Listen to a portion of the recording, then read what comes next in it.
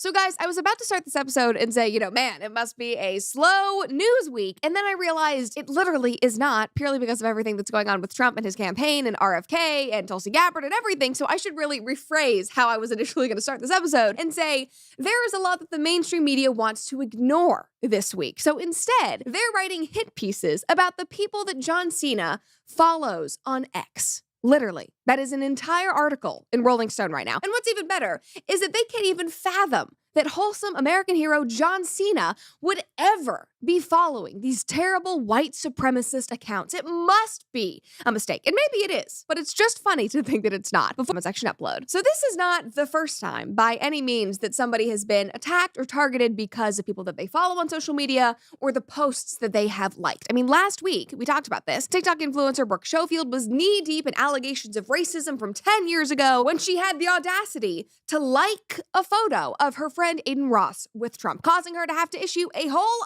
other apology. To not only apologize for her tweets from 10 years ago, but also apologize for the fact that she liked this photo. And obviously, as we all know, that did not help at all and only made people more angry and gave them more power over her. Another great example is that this past weekend, Patrick Mahomes' wife, Brittany, liked Trump's post on his Instagram laying out his presidential goals. That was screenshotted and it circulated on social media like wildfire because she liked one post because her name showed up on a Trump post. And people were, of course, very kind and civil on X. One person said, y'all looked in Brittany Mahomes' whole horse face and thought that that woman would vote correctly. That speaks volumes. You know, the meth pipe doesn't fall far from the trailer park.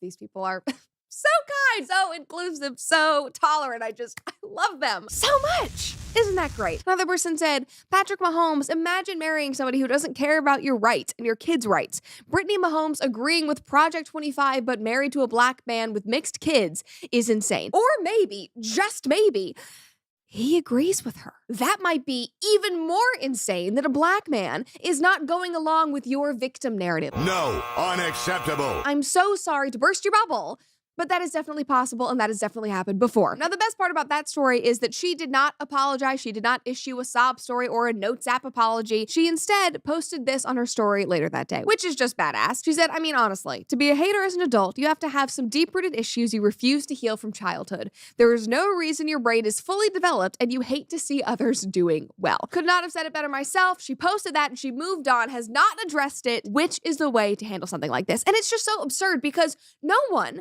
should have to issue an apology for liking something on Instagram that part of their fan base disagrees with. But you betray me like this. That's absurd. And then to face allegations that you're not voting correctly, like that should make you want to vote in the opposite direction because that is so absurd and diabolical. I'm sorry, it just has to be said. Which is why, my friends, these attacks on John Cena are just laughable. Like, take a look at this headline. X hate speech is so common that celebs like John Cena follow white nationalists. The actor and wrestler has the hashtag Rise Above Hate on his profile, but his feed features toxic influencers. And yes, guys, you guessed it, the toxic influencers are people on the right. Oh my God. What a surprise. They write, John Cena has a rosy reputation. Beloved 6-time champion pro wrestler, blockbuster movie star, Guinness World Record holder for the most wishes granted through the Make-A-Wish Foundation. He's the organization's most requested celebrity. In the eyes of the public, he is a wholesome, all-American entertainer. But here's the thing, guys.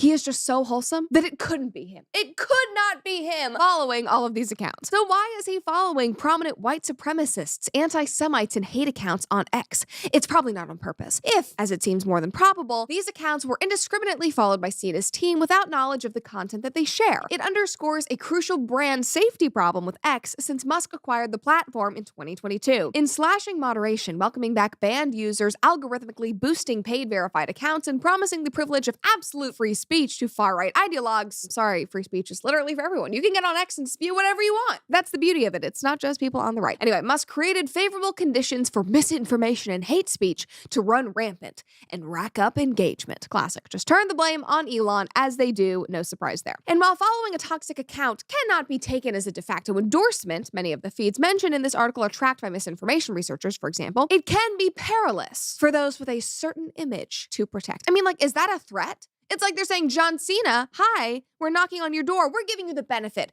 of the doubt here. But if you want to protect yourself, you'll clean this up. It's just like ridiculous. And not just because the jokes say that you shouldn't even be able to see him or who he follows. No, that is just critical. They go on, and basically the bulk of it is just listing people that he follows that they find problematic. They list folks like Just Prilly Things and different political news organizations. Then they really stretch and they list people that, oh no, might be connected to Nick Fuentes, like they once tweeted at him or were photographed with him or might have been photographed with one of the Tate brothers. Like, come on, people. Like, this is what you're reporting on? Now, I wanted to go look for myself because I did feel like they were kind of, cherry picking people who would elicit an angry response. And guess what?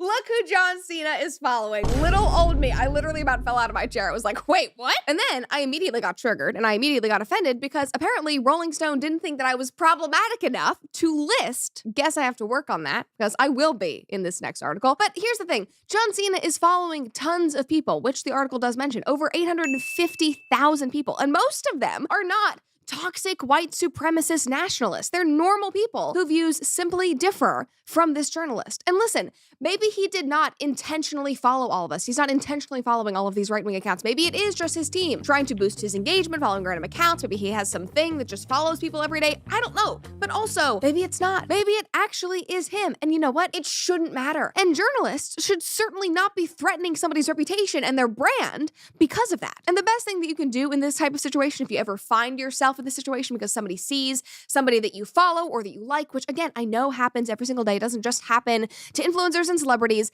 The best thing that you can do in this situation is literally just ignore it. Follow who you want. Think how you want to think. Vote for whoever you want to vote for. It is literally a free country. That's all.